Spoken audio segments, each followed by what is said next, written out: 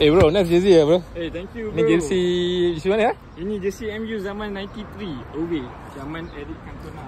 Oh, Eric Cantona. Memang favorite player Eric Cantona. Ya betul. Tapi favourite saya Ronaldo lah cerita dia. Oh, 7 juga ah. 7 juga. Sama kan. So ni nak gimana? Ni actually saya datang sini nak training ni.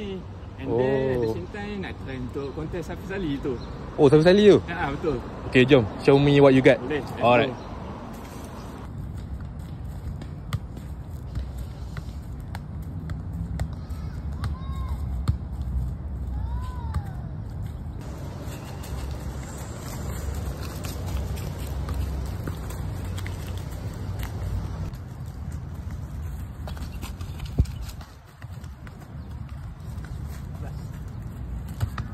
Ui.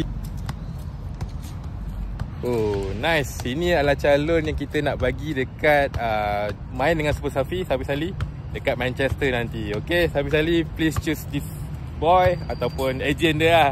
Agent Agent. Alright abang. Thank you so much. Dulu ada main mana-mana ke? Ya, dulu saya pernah main dengan Selangor Belia. Selangor? Tapi tak ada rezeki lah, injured. And then saya dapat offer untuk main di US, sambung belajar di sana. Tapi itu pun tak ada rezeki sebab ayah jatuh sakit time tu. I see. So kalau tak dah main dengan Messi lah. Betul, insyaAllah kalau ada rezeki kan. So sekarang ni saya tengah bermain dalam Liga FAS untuk Slendan. Not bad lah kan. Tapi of course untuk diri saya nak improve lagi. So saya harap kalau Hafiz Ali dapat pilih saya harap dia dapat membantu saya untuk cari club jugalah.